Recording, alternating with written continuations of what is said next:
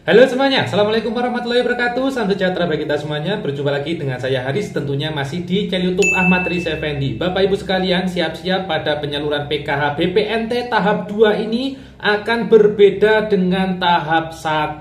Kira-kira perbedaannya nanti di mana, dan apakah yang tahap 1 kemarin cair itu nantinya di tahap 2 akan tetap cair ataukah akan terhapus? Nah, Bapak Ibu sekalian, pada kesempatan kali ini akan saya bantu jawab kepada Anda semua, dan nantinya juga akan saya ceritakan ya kronologinya kenapa pada pencairan tahap 2 ini nantinya akan banyak penerima bansos yang terhapus, khususnya yang terdeteksi sejahtera. Itu dasarnya bagaimana, siapa yang memerintahkan, dan sebagainya dan sebagainya. Nah, Bapak Ibu, bagi Anda yang ingin tahu bagaimana kronologinya dan kira-kira nanti yang akan terhapus itu siapa saja atau kategori yang bagaimana, nah, pada kesempatan kali ini akan saya perjelas kepada Anda semua. Dan nantinya bagi Anda yang ingin tahu infonya, ingin memahami terkait bansos, bisa Anda simak penjelasan yang nanti akan saya sampaikan pada video saya kali ini. Seperti biasa, mohon nanti disimak sampai tuntas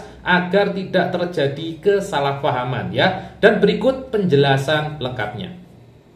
Baik Bapak Ibu sekalian, terima kasih masih menyimak ya info di channel YouTube Ahmad Riza Effendi. Langsung saja, jadi pada kesempatan kali ini banyak sekali pertanyaan dari sobat netizen yang khususnya menunggu pencairan tahap 2 sampai hari ini ya, tanggal 17 Juni tahun 2025. Sebagian besar mungkin di daerah Anda belum ada pencairan. Nah, nanti Bapak Ibu pada pencairan tahap 2 ini ada beberapa hal yang mungkin bisa dikatakan berbeda dengan pencairan tahap 1 kemarin. Perbedaannya yaitu yang sudah diketahui bersama bahwasanya akan ada penerima bansos baik dari PKH ataupun BPNT yang infonya akan tercoret. Nah, siapa saja yang tercoret, jumlah yang tercoret itu ada berapa penerima bansos, dasarnya apa, dan aturannya bagaimana gitu ya. Nah, Bapak Ibu, pada kesempatan kali ini bagi yang ingin tahu sejarahnya bagaimana kok ada pencoretan seperti ini, nah pada kesempatan kali ini akan saya perjelas kepada Anda semua. Sebelumnya Bapak Ibu,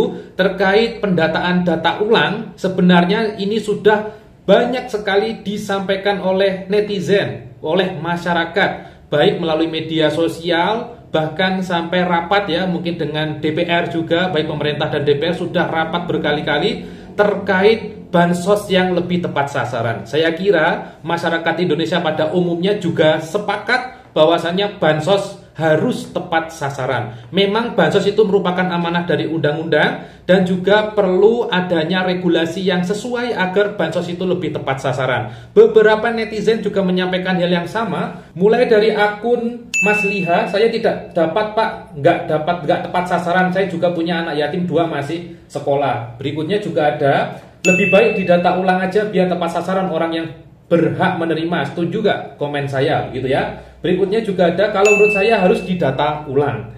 Harusnya data ulang karena orang yang benar-benar butuh bantuan tidak dapat ya. Ya, saya setuju harus didata ulang lagi.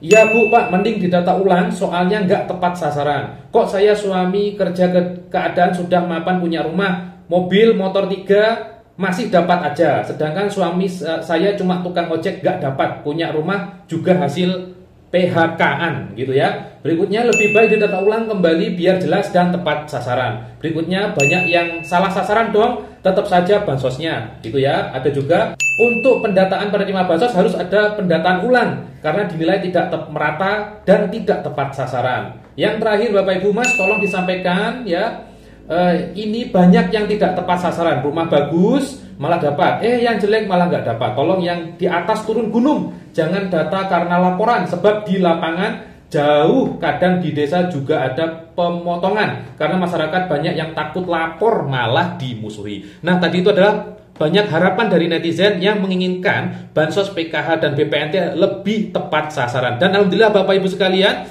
semenjak Bapak Presiden Prabowo Subianto Dilan menjadi Presiden Republik Indonesia yang ke-8, nah kali ini Bapak Presiden berkomitmen agar bansos itu lebih tepat sasaran. Maka dikeluarkanlah Bapak Ibu, yaitu sejarahnya dikeluarkanlah Inpres nomor 4 tahun 2025, yaitu Inpres ini dalam rangka adanya data tunggal untuk berbagai program pembangunan nasional ya, yang akurat dan terintegrasi guna untuk tujuan pembangunan yang terukur dan berkelanjutan. Nah, Inpres nomor 4 tahun 2025 ini yaitu tentang DTSEN, Data Tunggal Sosial dan Ekonomi Nasional, di mana Inpres ini kemarin diterbitkan pada bulan Februari tahun 2025. Jadi setelah Bapak Presiden Prabowo dilantik menjadi presiden, beberapa bulan kemudian beliau mengesahkan Inpres yaitu nomor 4 tahun 2025 agar nanti data-data bansos ini bisa terdata dengan maksimal, lebih tepat sasaran, dan nantinya bisa lebih tepat sasaran juga ke penerima-penerima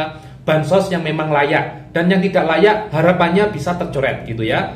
Berikutnya Bapak Ibu, setelah dikeluarkannya Inpres pada bulan Februari, berikutnya pihak Kementerian Sosial dan juga BPS, Badan Pusat Statistik ya, langsung melakukan konsolidasi untuk pemutakhiran data. Jadi sudah ada Inpresnya di tanggal 5 Februari, berikutnya beberapa hari kemudian yaitu tanggal 24 Februari, Kemensos dengan BPS atas arahan dari Inpres dan arahan dari Bapak Presiden itu melakukan konsolidasi membahas terkait pemutakhiran data. Dari hasil pembahasan ini ditugaskanlah pendamping PKH se-Indonesia untuk melakukan ground check atau pendataan sosial dan ekonomi secara serentak, yaitu bulan Maret dan bulan April. Dasar suratnya yaitu adalah penugasan GC nomor 29034 DI 013 2025 dan juga 439 3.4 DI 014 2025. Berdasarkan dua surat ini, maka pendamping PKH langsung bergerak selama 2 bulan untuk melakukan ground check di seluruh Indonesia ya Bapak Ibu ya. Selama 2 bulan memutakhirkan data sebanyak 6,9 juta data yang sudah dimutakhirkan atau diupdate datanya untuk nantinya salah satunya menjadi dasar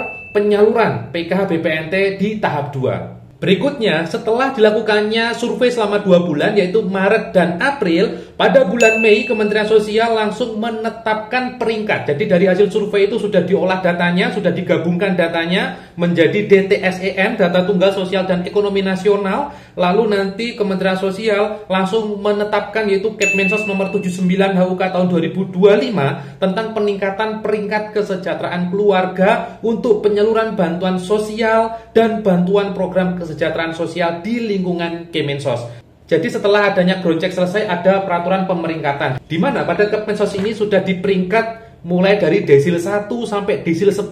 Jadi desil 1, 2, 3, 4 ya sampai 5 ya, itu insya Allah bisa mendapatkan jenis-jenis bantuan ya, ada PKH, BPNT, PBI dan lain sebagainya. Itu nanti masuk di desil 1 sampai maksimal di desil 5. Desil 6 seterusnya itu nantinya tidak bisa mendapat bantuan di pencairan tahap 2 kali ini. Dari mana hasilnya? Ya dari hasil ground checking dan juga hasil pemadanan data-data yang sudah dilakukan yaitu data DTSEN. Bapak Ibu, DTSEN itu tidak hanya data hasil survei saja. Jadi DTSEN itu adalah gabungan dari banyak data dari banyak kementerian terkait ya. Setidaknya pada Inpres yang disampaikan oleh Bapak Presiden Prabowo itu ada 18 lembaga pemerintahan yang disatukan untuk membahas data tunggal ini ya, mulai dari Kemensos, Kementerian Dalam Negeri, Menteri SDM dan sebagainya. Jadi ada 18 lembaga baik badan ataupun kementerian yang diminta oleh Bapak Presiden untuk menggabungkan data ini menjadi data tunggal sosial dan ekonomi nasional yang nantinya menjadi dasar penyaluran PKH BPNT tahap 2 dan juga kebijakan-kebijakan yang lain terkait pembangunan nasional. Selanjutnya, setelah ditetapkannya Kepmensos nomor 79 itu, maka diinfokanlah kepada masyarakat bahwasanya tanggal 28 Mei kemarin bahwasanya sudah mulai disalurkan PKH dan BPNT tahap 2. Mungkin di sebagian daerah sudah disalurkan, di sebagian daerah mungkin di daerah Anda juga belum ya. Nanti mohon bersabar, tapi ini masih berangsur disalurkan. Dan di sana diinformasikan bahwasanya ada 1,8 juta penerima PKH BPNT yang sebelumnya di tahap 1 kemarin cair, di tahap 2 ini tidak bisa cair karena sudah tidak lagi memenuhi kriteria ataupun syarat penerima bansos atau sudah dikategorikan sejahtera dari hasil pemadanan data dan juga hasil survei. Jadi Bapak Ibu, survei yang sudah dilakukan kemarin itu selama 2 bulan juga menjawab ya saran-saran dari masyarakat Indonesia yang bansos itu agar lebih tepat sasaran dan didata ulang. Sudah dilakukan data ulang, sudah dilakukan survei dan juga sudah diolah datanya. Dan hasilnya adalah ada 1,8 juta penerima yang tercoret karena tidak layak menerima bansos. Harapannya nanti ada 1,8 juta data baru yang bisa mengisi kekosongan yang sudah tercoret ini menjadi penerima baru, khususnya bagi mereka yang posisinya sangat kurang mampu dan belum pernah mendapatkan bansos sama sekali. Dan yang terakhir Bapak Ibu, nantinya juga akan dilakukan pemutakhiran data secara berkala yang sudah tertuang pada Permensos nomor 3 tahun 2025. Ini Permensosnya sudah diteken bulan Juni. Jadi ini nantinya pemutakhiran data yang seperti ini kemarin seperti survei dan sebagainya itu akan dilakukan secara terus-menerus dan berkala agar nanti data penerima bansos itu lebih tepat sasaran ya, karena memang data penerima itu kadang ekonominya berubah-ubah, kadang naik, kadang turun dan sebagainya dan sebagainya.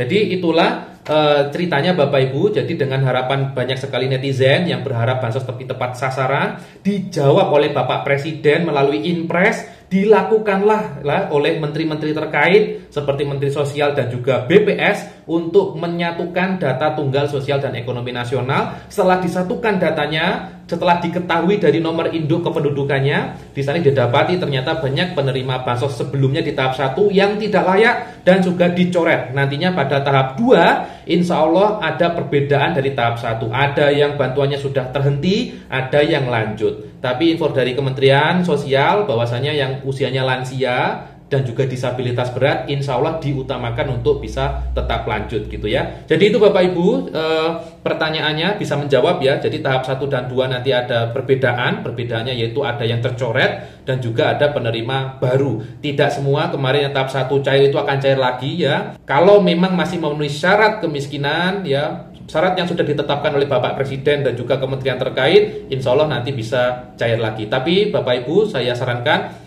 ini masih permulaan, jadi tahap 2, nanti di tahap 3 insya Allah juga ada pemutakhiran lagi. Yang penting Bapak Ibu terkait bansos ini, mohon nanti jadikan bansos itu sebagai bonus, jangan sampai terlalu diharapkan ya Bapak Ibu ya. Nanti kalau cair alhamdulillah, kalau tidak cair juga tidak apa-apa. Nanti kalau sampai terlalu diharapkan, tiba-tiba Anda tidak cair, nanti akan kepikiran Bapak Ibu ya. Jadi pada intinya bansos itu dijadikan bonus saja gitu ya. Dan kalau yang masih cair, pergunakan dengan sebaik mungkin dan juga jangan sampai disalahgunakan. Saya kira itu yang bisa saya sampaikan pada kesempatan kali ini Bapak Ibu. Mohon maaf kalau videonya agak panjang karena juga harus menjelaskan yang cukup banyak, cukup detail. Semoga bisa bermanfaat bagi Bapak Ibu sekalian. Saya Haris undur diri dan wassalamualaikum warahmatullahi wabarakatuh.